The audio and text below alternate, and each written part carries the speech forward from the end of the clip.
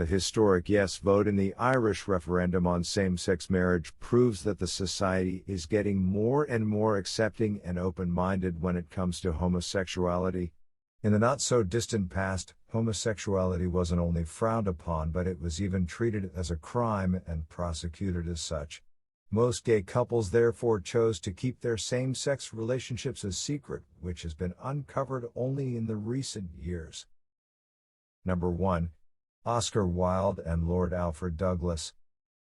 It was June 1891 when Oscar Wilde, 1854–1900, met the 21-year-old Oxford undergraduate and poet Lord Alfred Bosie Douglas, 1870–1945, who soon became his lover. 16 years Wilde's junior, Bosie was a real inspiration for the famous Irish author, and his work including The Picture of Dorian Gray. But Bosie's father, who disapproved of their affair, started a campaign against Wilde which indirectly led to his arrests on the grounds of gross indecency. He was sentenced to 2 years in prison. After Wilde was released from prison, the two lovers were reunited once again. But their happiness didn't last this time either. Their families forced them to separate, threatening to stop providing funds. Number 2. Virginia Woolf and Vita Sackville-West. Virginia Woolf, 1882–1941, and Vita Sackville-West, 1892–1962, met at a dinner party in the early 1920s. Upon the realization that Vita was a writer, Woolf offered to publish her book through the Haworth Press that was started by the famous writer and her husband a few years earlier. The two soon became close friends and eventually, lovers. Their romantic relationship came to an end sometime in the late 1920s, but they remained good friends. Interestingly, their husbands knew about the affair but did nothing about it. Vita and her husband had an open marriage, while Virginia's husband Leonard didn't object because he wanted for his wife to be happy.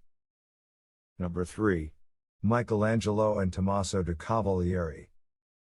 In 1523, the genius behind some of the most stunning works of art in history fell madly in love with a young nobleman named Tommaso de Cavalieri, 1509–1587, to whom he dedicated a large part of his poems. Based on the letters exchanged between the two, the feeling appears to have been mutual. But in 1548, Cavalieri got married.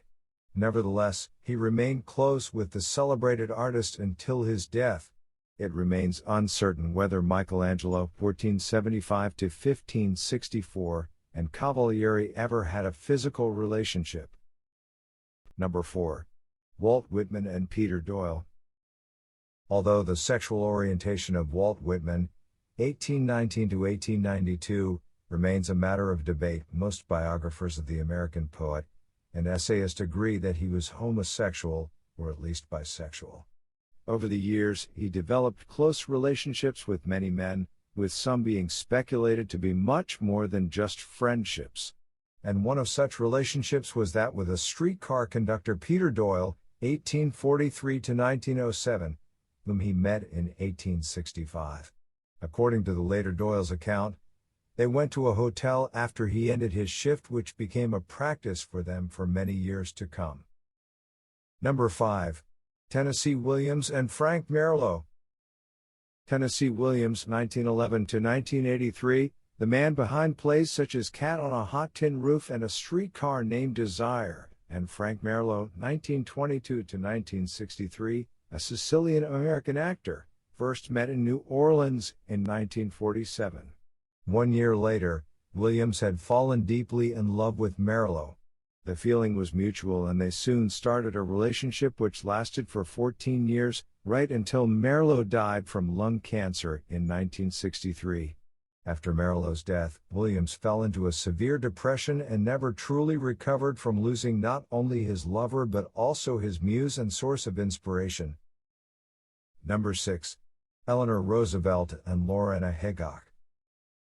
Eleanor Roosevelt, 1884–1962, the longest-serving and most impactful First Lady of the United States, and Lorena Hickok, 1893–1968, a journalist, first met in 1928. They soon took a liking to each other and began a relationship that lasted for 30 years. They met before Franklin D. Roosevelt was inaugurated, and by the time he was sworn in as the U.S. President, the First Lady was already wearing a sapphire ring given to her by Hick, as Eleanor liked to call her. Their relationship had been a source of major controversy, and many of the letters exchanged between the two have been burned. But those that survive suggest that they were much more than just good friends. Number 7. Greta Garbo and Mercedes de Acosta. Mercedes de Acosta, 1893–1968, met Greta Garbo, 1905–1990, at her friend's house in 1931. Garbo was a famous Hollywood actress and an icon, and Acosta a poet, playwright and scriptwriter, and an open lesbian who claimed she could get any woman she wanted. Indeed, the two started a relationship shortly after they met. However, Acosta's relationship with Garbo was everything but easy, and one day, the beautiful actress decided that Acosta brings her bad luck. Also, she was unhappy with Acosta's disclosing her homosexual relationships in her memoirs. She decided to literally erase Acosta from her life. As Acosta was on her deathbed, a mutual friend asked Garbo to at least write to her. But Garbo wanted nothing to do with her former lover. Number 8. W. Somerset Maugham and Gerald Haxton. W. Somerset Maugham, 1874–1965, one of the most successful writers of the 20th century, met Gerald Haxton, 1892–1944, shortly after the outbreak of World War I in 1914. The two men, both of whom were serving at the Red Cross ambulance unit in France, soon became lovers. In 1915, however, Haxton was caught in a homosexual act with another man in London, and while he was absolved by the British court, he was deported from the country. Maugham, on the other hand, got married with Siri Wellcome in 1917.